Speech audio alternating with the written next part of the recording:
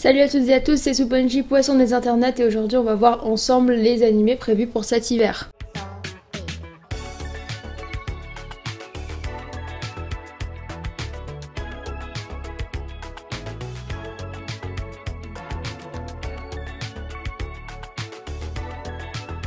Et on commence tout de suite avec AQ saison 4 qui est probablement l'animé le plus attendu de cette saison, et pour cause, parce qu'après nous avoir laissé sans voix lors du dernier épisode de la saison 3, saison centrée uniquement sur le match décisionnel de l'équipe, je le rappelle, la saison 4 se déroulera quant à elle après leur victoire contre Shira Torizawa du coup, et l'équipe de Karasuno se prépare à la compétition du printemps. Tobio Kageyama est nommé pour intégrer le National Youth Intensive Training Camp et le pauvre Hinata reste lui sur la touche, n'ayant pas reçu d'invitation pour ce fameux camp d'entraînement. Le célèbre duo Kageyama-Hinata se séparent et le doute plane quant au devenir du duo phare de l'équipe. Alors que la saison précédente ne comptait que 10 épisodes, cette fois-ci, l'animé débarque avec 24 épisodes et au niveau du studio d'animation, c'est toujours Production Eiji qui s'en occupe. La saison se scindera en deux parties, donc il y aura 12 épisodes pour chaque partie.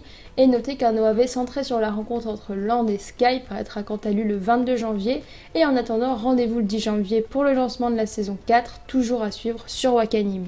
Probablement l'animé qui va faire beaucoup de bruit cette saison, en tout cas je l'espère, parce que Darwin's Game c'est un des survival games les plus connus, les plus réputés, et il va avoir une adaptation animée. Et il y a vraiment matière à faire quelque chose d'assez sympa avec cet animé, parce que l'univers il est ultra riche, il y a beaucoup de suspense, au même titre qu'Alice in Borderland d'ailleurs, dont on a déjà parlé sur la chaîne, ou encore Friends Game. D'ailleurs je vous conseille, si vous êtes adepte de survival game glauque et morbide, de lire Friends Game ou Alice in Borderland. Un petit synopsis s'impose. Darwin's Game c'est un manga de Shu Miyama pour le scénario et de Yuki Takahata pour le dessin, et ça nous raconte la vie de Kaname Sudo qui bascule le jour où il a le malheur d'accepter une invitation par message sur son portable, et aussitôt mordu au cou par un serpent virtuel, il est désormais l'esclave d'un jeu impitoyable, le Darwin's Game. Véritable arène urbaine dans laquelle les participants interconnectés via un réseau social s'affrontent dans des duels à mort. Même s'il essaie de quitter le jeu, ses adversaires attirés par l'appât du gain et le frisson du jeu sont prêts à tout pour le retrouver et pour le tuer. Le premier épisode fera office d'épisode pilote parce qu'il va durer 1 heure, et tout ça c'est à retrouver le 3 janvier sur Wakanim. Mais moi personnellement je suis vraiment très hypée pour cet animé. Dites-moi ce que vous en pensez, mais en tout cas le visuel a l'air assez sympa, et puis bon c'est Darwin's Game donc moi j'achète. Heidi Invaded, un animé mêlant science-fiction, psychologie, drame et action, scénarisé par Otaro Maijo et réalisé par Ei Yakoi, qu'on connaît notamment pour la réalisation de l'animé Fate Zero, dessiné par Yuki Kodama, scénariste et illustrateur de Blood Lad. C'est un animé qui se promet d'être excellent, et un trailer est sorti il y a de ça quelques semaines, et on retrouve Sakaido, ancien détective privé au talent reconnu, jusqu'au jour où il décida de venger le meurtre de sa petite fille. Et depuis sa cellule, il aide à présent la police à trouver les auteurs de crimes odieux grâce à un système lui permettant d'infiltrer le monde de l'inconscient des meurtriers. C'est assez badass quand même. C'est alors qu'il tombe sur un cas présentant des similarités avec la scène de crime de sa fille. Le scénario il est assez béton, mais en revanche je suis pas trop fan du design des personnages. Espérons que ça freine pas mon envie de regarder l'animé, parce que au risque de me répéter, l'histoire a l'air vraiment sympa. Dites-moi ce que vous en pensez dans les commentaires, mais pour moi c'est encore une fois un truc que je vais regarder.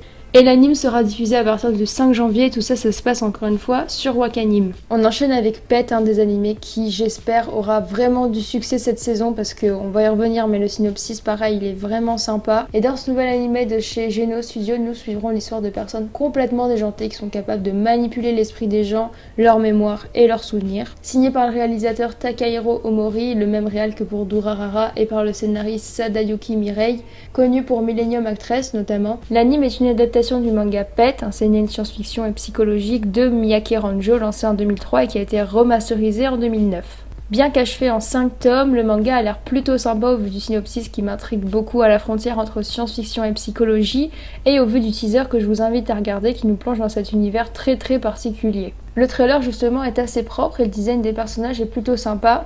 Donc vous comprendrez que je suis assez curieuse de voir ce que ça va donner. En ce qui concerne le nombre d'épisodes, rien n'a été communiqué malheureusement, mais pour ce qui est de la date de sortie, c'est prévu pour le 6 janvier sur Amazon Prime. Plateforme de streaming qui, au même titre que Netflix, offre de plus en plus de choix au niveau de l'animation japonaise. Je pense notamment à Vinland Saga ou à Blade of the Immortal qui sont disponibles sur Amazon Prime, et c'est super de voir des plateformes autrefois exclusives entre guillemets aux séries ou aux films se diversifier de plus en plus dans la japanimation. Et je pense que c'est un réel pas en avant tant dans la popularisation de l'anime en lui-même, voire de la japanimation en général.